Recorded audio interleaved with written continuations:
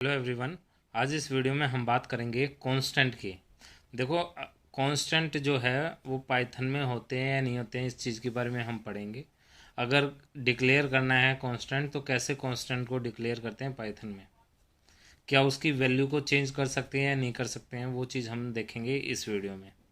सबसे पहली चीज़, देखो, जो कांस्टेंट है वो सेम टू सेम कैसे होते हैं, वेरिएबल की तरह डिक्लेयर होते हैं, वेरिएबल की तरह काम करते हैं। बस क्या है कि हम वेरिएबल की वैल्यू को क्या कर सकते हैं, चेंज कर सकते हैं, लेकिन कांस्टेंट की वैल्यू को हम चेंज नहीं कर सकते।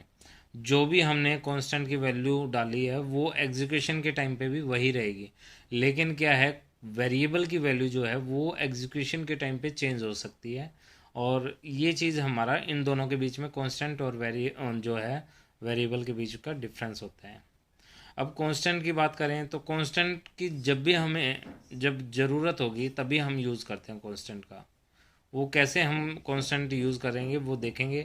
लेकिन अगर वेरिएबल में अगर हमने कोई वैल्यू दी है तो उसको हम किसी भी टाइम पे जब भी ज़रूरत होगी तब हम उसको चेंज कर सकते हैं, लेकिन कांस्टेंट के केस में ऐसा पॉसिबल नहीं है। ठीक है, तो कैसे डिफाइन करते हैं कांस्टेंट, वो चीज़ देख लेते हैं। जैसे वेरिएबल हम डिक्लेयर करते हैं, डिफाइन करते हैं, वैसे ही हमें कांस्टेंट भी वैसे ही होते हैं। सिर्फ क्या है कि कांस्टेंट की वैल्यू फिक्स होती है। जैसे हमने पाई जो है ये कांस्टेंट ले लिया, और इसकी जो वैल्यू है वो है 22/7, पाई की वैल्यू जो होती है हमारी। ठीक है, तो वो हमने यहाँ पे डिक्लेयर कर दिया एक कांस्टेंट। इसकी वैल्यू चेंज नहीं हो सकती, पाई की वैल्यू कभी चेंज नहीं होगी। ठीक है, जो पाई की वैल्यू है वो पाई की वैल्यू ही रहेगी।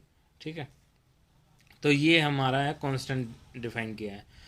पाइथन जो है वो अलो ही नहीं करता कांस्टेंट को।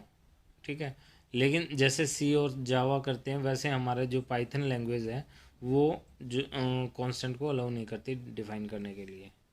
ठीक है, प्रोग्रामर अगर इंडिकेट करना चाहते हैं वेरिएबल को एज अ कांस्टेंट, पाइथन में अगर जो है प्रोग्रामर अगर ये चाहता है कि वेरिएबल को हम एज अ कांस्टेंट डिक्लेयर करें तो उसको क्या करना पड़ेगा, जो वेरिएबल होगा उसको कैपिटल लेटर्स में लिख देगा। ठीक है, प्रोग्रामर उस वेरिएबल को कैपिटल लेटर्स में लिख देगा, वो हमारा एज अ कांस्टेंट डिक्लेयर हो जाएगा। कैसे, देखो, एग्जांपल के तौर पे हमने लिया मिन और वैल्यू। मिनिमम वैल्यू अगर हमें लेनी है तो ये हमने कैपिटल लेटर्स में ले लिया एक वेरिएबल, ये हमारा कांस्टेंट बन गया क्योंकि हमने इसको कैपिटल लेटर्स में लिखा है।